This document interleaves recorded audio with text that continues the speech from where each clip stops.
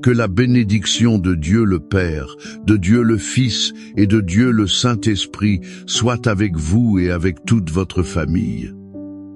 Que la paix qui surpasse toute intelligence inonde votre cœur et votre foyer en cet instant précis. Je vous invite à respirer profondément, à apaiser votre âme et à ouvrir votre esprit pour recevoir une parole de vie, d'espoir et de restauration. En cet instant, nous étendons sur votre vie un manteau de paix, une couverture de protection divine. Imaginez un bouclier de lumière se formant autour de vous, de votre maison, de vos enfants, de votre conjoint. C'est le sceau de la protection du Très-Haut. C'est un lieu où le mal ne peut toucher, où l'angoisse ne peut demeurer et où la discorde ne peut prendre racine. Sentez la présence aimante de Dieu vous enveloppant comme une étreinte chaleureuse. Il vous dit que vous n'êtes pas seul et que votre famille est précieuse à ses yeux. Nous nous unissons en un seul esprit et un seul but pour implorer le bien le plus précieux que nous possédons, notre famille. Au nom de notre Seigneur Jésus-Christ, par le pouvoir qu'il y a dans son nom et par l'autorité qu'il nous a accordée, nous nous levons dans la foi. Nous déclarons que votre famille est la propriété exclusive du Seigneur. Nous brisons maintenant toute flèche enflammée de l'ennemi lancée contre votre foyer. Nous défaisons tout lien de discorde, toute racine d'amertume et toute semence de division qui a tenté de s'infiltrer dans vos relations. Nous annulons toute parole de malédiction, qu'elle soit héréditaire, provenant de générations passées ou proférée par des bouches envieuses. Nous déclarons qu'aucune malédiction de divorce, de misère, de maladie ou de vice n'a de pouvoir sur votre maison. Au nom de Jésus, nous réprimandons l'esprit de rébellion qui attaque le cœur des enfants. Nous réprimandons l'esprit de froideur qui tente d'éteindre la flamme de l'amour dans le mariage et l'esprit de peur qui paralyse les rêves et les projets familiaux. Nous ordonnons que tout esprit de confusion, de dispute et de désunion recule maintenant. Nous couvrons chaque membre de votre famille avec le sang précieux de Jésus. Nous déclarons que le sang de Christ est un mur de feu autour de vos enfants. Il les protège à l'école, dans la rue, des mauvaises compagnies et de tout danger visible et invisible. Nous proclamons la victoire de Christ sur la croix pour votre maison. Votre famille n'est pas un champ de bataille, mais un jardin de bénédiction, un lieu de paix, un sanctuaire de la présence de Dieu. Maintenant, je veux que vous apaisiez votre cœur pour plonger ensemble dans l'une des plus belles et profondes histoires de la Bible. C'est une histoire qui reflète le cœur de notre Père Céleste pour chacune de nos familles. C'est l'histoire du Père miséricordieux et de son Fils prodigue, trouvé dans l'Évangile de Luc, chapitre 15. Imaginez la scène. Un jeune homme, le fils cadet, vient trouver son père et, avec une audace frôlant la cruauté, demande sa part d'héritage. Dans leur culture, c'était comme souhaiter la mort de son propre père.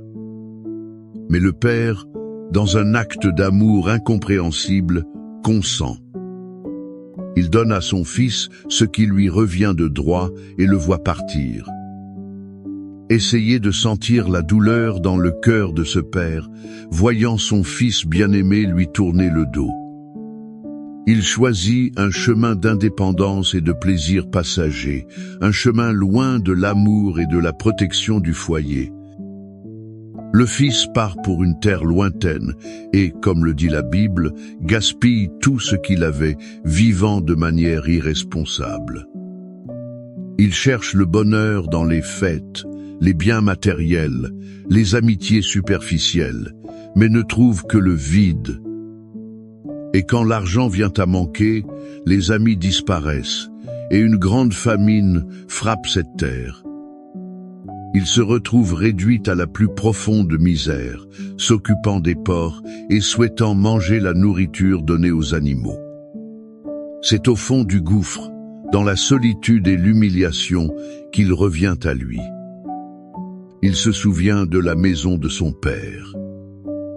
Il se souvient que même les serviteurs de son père avaient du pain en abondance, alors que lui, le fils, périssait de faim.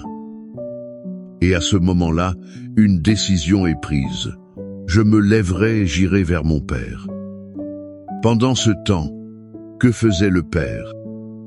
Était-il en colère? Déçu? Avec le cœur endurci? Non. La Bible nous donne une merveilleuse indication. Elle dit que, tandis qu'il était encore loin, son père le vit, fut ému de compassion, et, courant, se jeta à son cou et l'embrassa. Cela nous montre que le père n'a jamais abandonné. Chaque jour, il regardait la route, attendant, aspirant, le cœur plein d'espoir pour le retour de son fils. Et quand il le voit, encore de loin, sale, en haillons, il n'attend pas. Il court. Il ne le réprimande pas. Il l'embrasse. Il l'embrasse. Il le couvre d'amour et de pardon avant même que le fils ne puisse terminer son discours de repentance préparé. Le père ordonne aux serviteurs, « Apportez vite la plus belle robe, et revêtez-le, et mettez-lui un anneau à la main et des sandales aux pieds. Apportez le veau gras, tuez-le, mangeons et réjouissons-nous. Car mon fils que voici était mort, et il est revenu à la vie. Il était perdu, et il est retrouvé. » La restauration fut complète. La fête était la célébration non de l'erreur, mais du retour, de la vie qui a vaincu la mort. De cette histoire puissante, nous pouvons tirer des leçons vitales pour notre famille. La première leçon est que l'amour de Dieu, notre Père céleste, est inconditionnel et ne nous abandonne jamais. Peu, êtes-vous, père ou mère, avez-vous le cœur affligé pour un fils ou une fille qui s'est égaré, qui a choisi un chemin de douleur? Peu, êtes-vous, époux ou épouse, sentez-vous que votre conjoint s'est éloigné émotionnellement ou spirituellement? Cette parabole est pour vous. Le Père céleste est à bras ouverts, attendant.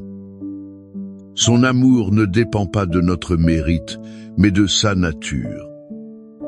Il continue d'aimer, d'attendre et de courir à notre rencontre. La deuxième leçon est qu'il y a toujours un chemin de retour. Peu importe jusqu'où nous sommes allés, à quel point nous nous sentons souillés ou quelle est l'ampleur de notre erreur, la maison du Père est toujours ouverte. Le repentir sincère trouve un pardon immédiat et une restauration complète.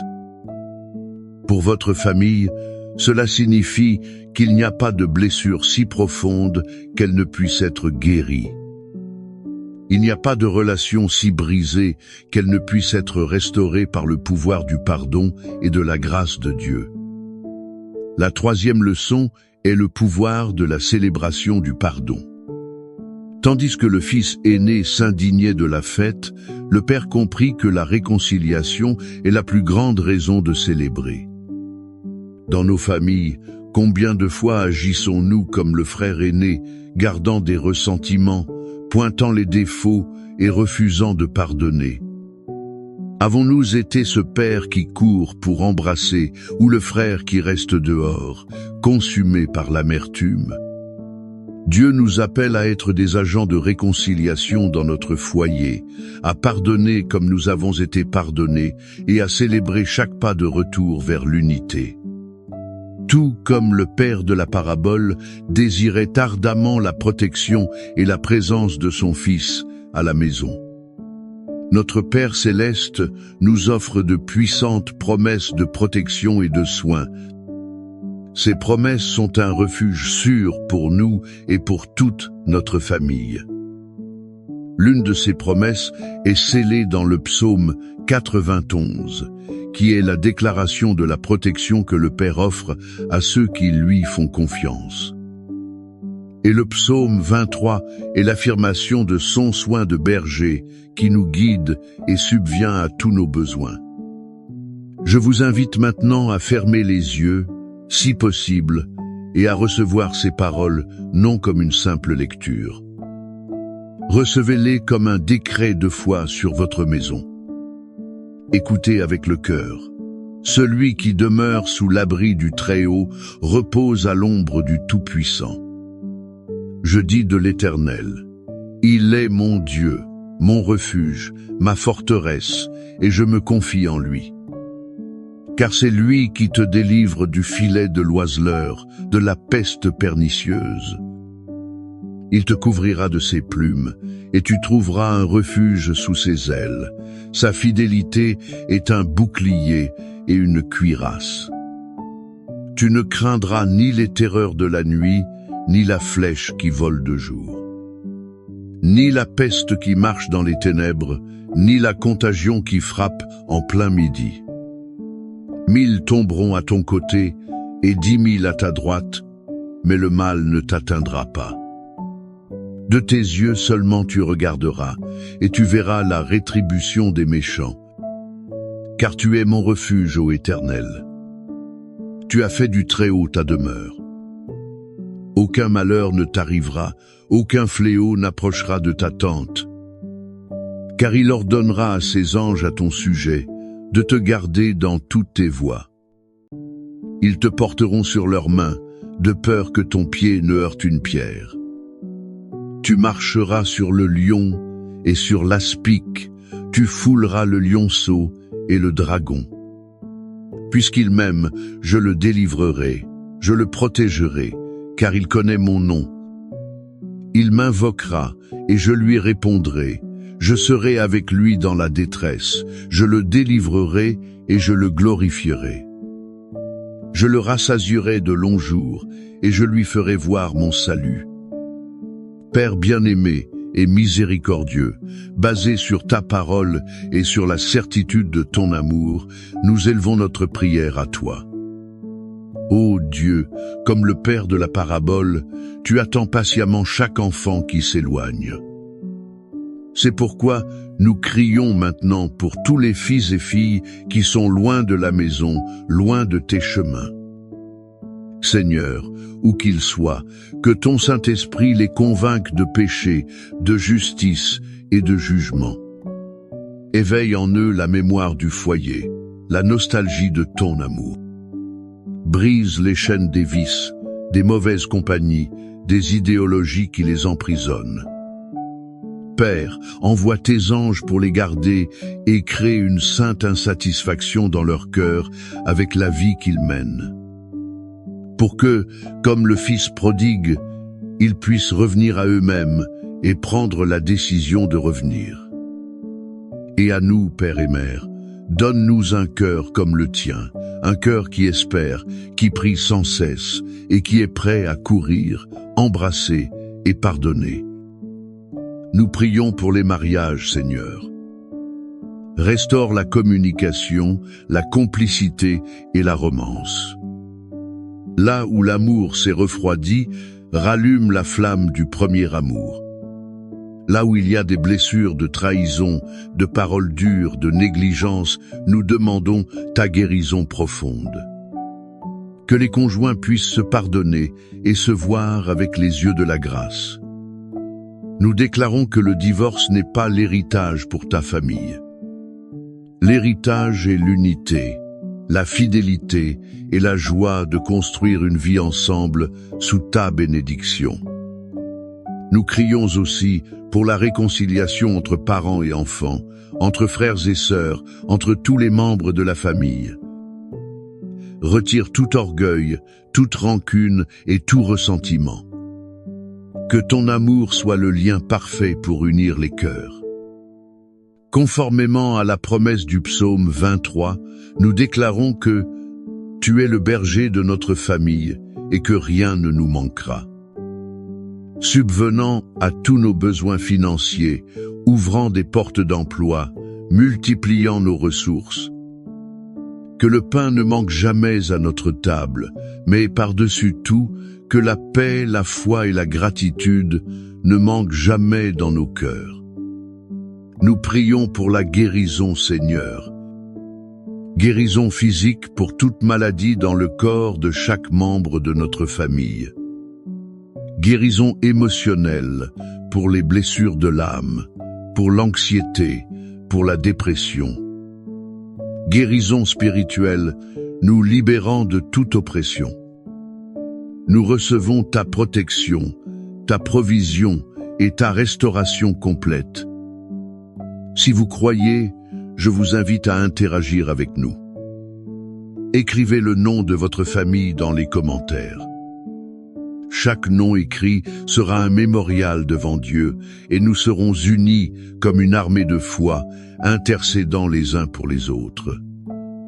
Que la grâce du Seigneur Jésus-Christ, l'amour de Dieu le Père et la communion du Saint-Esprit soient sur votre vie et sur toute votre maison. Que vous sortiez de ce moment de prière avec la foi renouvelée, avec le cœur en paix, et avec la certitude que Dieu combat pour vous et pour votre famille.